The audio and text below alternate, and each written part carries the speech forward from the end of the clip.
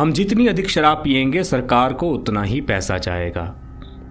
जब किसी राज्य का मुख्यमंत्री विधानसभा में ये कहे कि हमें इस बार शराब के ठेकों से 500-600 करोड़ रुपए अधिक प्राप्त हो रहे हैं, हमने पिछले वर्ष की तुलना में 40% अधिक दाम पर ठेके नीलाम किए हैं, और सदन में बैठे विधायक अपनी बेंच थपथपाने लग जाएं, तो समझ जाना हमारे नेताओं की दृष्टि में हिमाचल प्रदेश कोई देवभूमि नहीं है, यह सिर्फ मौज मस्ती की एक जगह है।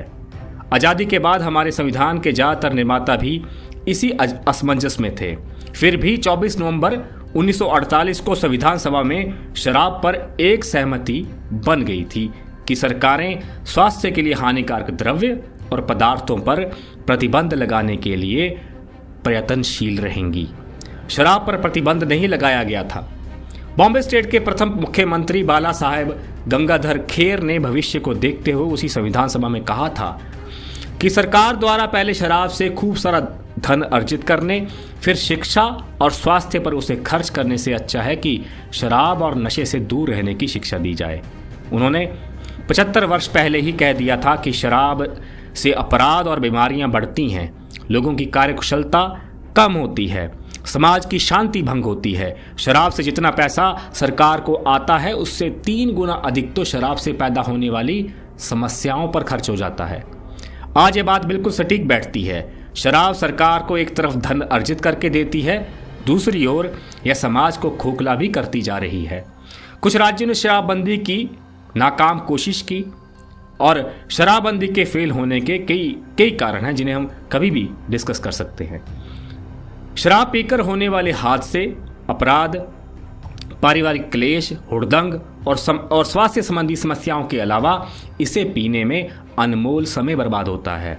जिस घर में शराब नहीं चलती उसमें शांति, सुख, समृद्धि और बरकत रहती है। नए नए शराबियों को आप इस उदाहरण से समझ सकते हैं। एक दोस्त दूसरे को कॉल करता है, दूसरा तीसरे को कॉल करता है, फिर सभी पेट्रोल फूंककर तय स्थान पर मिलते हैं। वहां सलाह बनती है कि क्या पीना है। नए नए शराबी माता पिता द्वारा पढ़ाई के लिए दिए गए पैसों से शराब खरीदते हैं। उसके बाद शरीर के लिए हानिकारक नमकीन चखने खरीदे जाते हैं। ऐसी जगह ढूंढी जाती है जहां कोई उन्हें न देख पाए। इस तैयारी में उनका काफ़ी समय बीत जाता है। आजकल लोग गाड़ियों को अंधेरे में पार्क करके बार या अहाते पर भी जाते हैं, लेकिन शुरुआती दौर में छिप छिप कर पीने वाले नशे को ढूंढने और उसे करने में पूरा दिन लगा देते हैं। शराब ज़्यादा चढ़ जाए तो घर फ़ोन कर देते हैं कि मैं दोस्त के घर रह रहा हूँ। नए नए शराबी हज़ारों तरीके के झूठ बोलकर परिवारों की अरबों रुपए की जमा पूंजी को प्रतिवर्ष शराब में बर्बाद कर रहे हैं। अभी तो सिर्फ एक वर्ग और एक कैटेगरी को हमने डिस्कस किया है। उसके बाद कॉलेज, हॉस्टल, नौकरी, पार्टियां, त्यौहार, न्यू ईयर, क्रिसमस, भाई की शादी, बहन की शादी, दोस्त की शादी, दोस्त के भाई की शादी, इसकी शादी, उसकी शादी, बर्थडे, ब्रेकअप, सगाई, रिटायरमेंट, मामा बनना, चाचा बनना, पिता बनना, दादा बनना, नाना बनना, टूर पर जाना, रिश्वत लेना, 2 नंबर का माल हाथ में लगना, चुनाव में नेताओं के साथ चलना, थाने या सरकारी बाबू से काम निकलवाना, तनाव दूर करने के लिए पीना, शोक सभा की शाम को पीना और यहाँ तक कि धार्मिक भंडारे में पीना।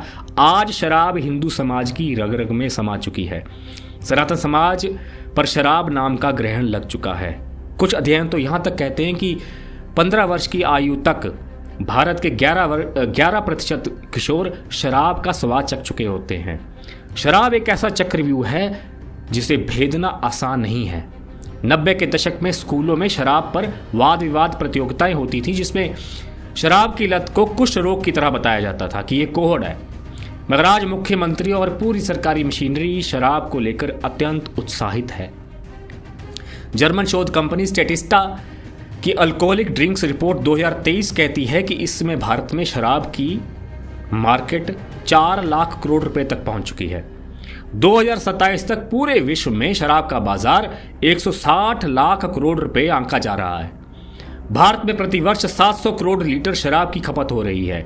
देश की सरकारों को इससे प्रतिवर्ष लगभग 2 लाख करोड़ रुपए की आय होती है। आज लगभग 17 करोड़ भारतीय इसे पीने लग गए हैं। दुनिया के इस सबसे युवा देश का हर 5वां नौजवान मदिरा पान कर रहा है।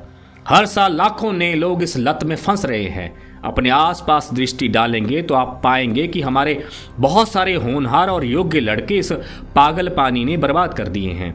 आज भी हमारे असंख्य तेज तर्रार हिंदू लड़के शराब के अंधकार में या तो डूब रहे हैं या किसी भी समय डूब सकते हैं। 2022 के चुनाव में धरातल पर मुझे काम करने का मौका मिला तो मैंने कुटलैहड़ को नज़दीक से समझा। वहाँ पर रायपुर मैदान से लेकर हटली तक, कोडरा से लेकर तलमेड़ा तक, बसाल से लेकर चताड़ा तक कुटलैहड़ में पिछले कुछ वर्षों में गांव गांव शराब से मरने वाले लोगों की दर्दनाक कहानियां हमें सोचने पर विवश कर देंगी। हमने शराब में अपनी असंख्य प्रतिभाओं को खोया है, इसलिए इसे समाज से हटाने के लिए आज ही तैयारी करनी होगी। पिछले साल हिमाचल सरकार को शराब से लगभग 1300 करोड़ रुपए मिले थे और इस वर्ष उन्हें 1900 करोड़ रुपए मिलने का अनुमान है। इतना समझ लीजिए कि शराब महंगी करने से शराब नहीं रुकेगी। कर्ज में डूबी हिमाचल सरकार इस बात के लिए अपनी पीठ थपथपा रही है कि वह शराब के ठेकों से 40% अधिक पैसे जमा कर लेगी। आप जरा सोचिए, हिमाचल का 97% हिंदू समाज हजारों करोड़ रुपए शराब में बर्बाद कर रहा है। इस साल ठेकों की नीलामी के आंकड़े हमें हैरान कर रहे हैं। कांगड़ा के ठेके लगभग 300 करोड़ रुपए में नीलाम हुए। सोलन 124, कुल्लू 161, हमीरपुर 104, किन्नौर 23 करोड़, शिमला 250 करोड़, बद्दी बरोटीवाला नालागढ़ 127 करोड़, बिलासपुर 90 करोड़, नूरपुर 118 करोड़, सिरमौर 78 करोड़, मंडी 181 करोड़, ऊना 150 करोड़, चंबा 109 करोड़ और सेस मिलाकर 1900 करोड़ तो अकेले सरकार ले जाएगी। फिर ठेके वाले क्या कमाएंगे? असल में शराब पर इस वर्ष हिमाचल प्रदेश का 97% हिंदू समाज लगभग 4000 करोड़ रुपए से अधिक धनराशि खर्च करने जा रहा है। संविधान के निर्माताओं की बात को ध्यान में रखते हुए अगर हम हिमाचल के 97% हिंदू साल में 4000 करोड़ रुपए से अधिक की शराब पी जाएंगे तो यकीन मानिए वो अपने समय, स्वास्थ्य और शराब से उत्पन्न कला क्लेश, अपराध, कोर्ट केस, एक्सीडेंट और झगड़ों में 12000 करोड़ रुपए की बर्बादी कर देंगे, क्योंकि अंत में शराब पीने वाले को यह कम से कम 3 गुना अधिक भार डालती है। शराब केवल माफिया और नेताओं के फायदे का सौदा है। मानव का मन, मस्तिष्क, शरीर और समाज सदैव हानि ही उठाता है। शराबबंदी पर जब भी मैं मित्रों से चर्चा करता हूं तो वो कहते हैं कि हिमाचल ठंडा क्षेत्र है, शराब तो बेहद जरूरी है, जबकि तमाम स्वास्थ्य संगठन और सरकारी संस्थाएं इस बात को साबित कर चुकी हैं कि शराब से ठंड दूर नहीं होती, बल्कि ठंडे मौसम में शराब पीने से जान का खतरा पैदा हो जाता है। गर्मी हो या सर्दी, शराब हानिकारक ही रहेगी।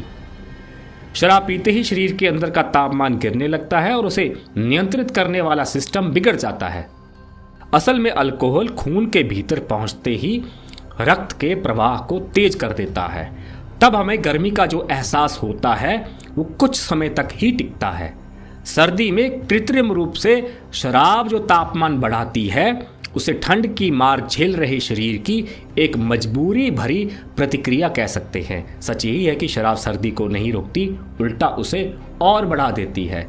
इसलिए हिमाचल में शराब के पक्ष में कोई भी दलील ना तो मेडिकल साइंस की कसौटी पर खरी उतरती है और ना ही देवों की भूमि में इसका कोई सांस्कृतिक महत्व है।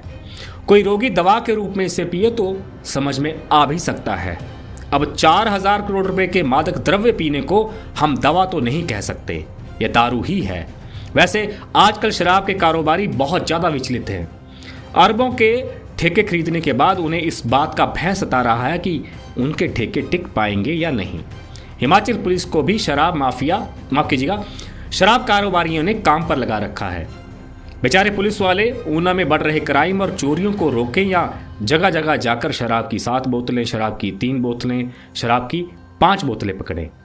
सिर्फ पुलिस ही नहीं, शराब बेचने वालों का सिंडिकेट कानून को हाथ में लेकर नौजवानों को गाड़ियों में भर भर के खुद जगह जगह छापेमारी कर रहा है।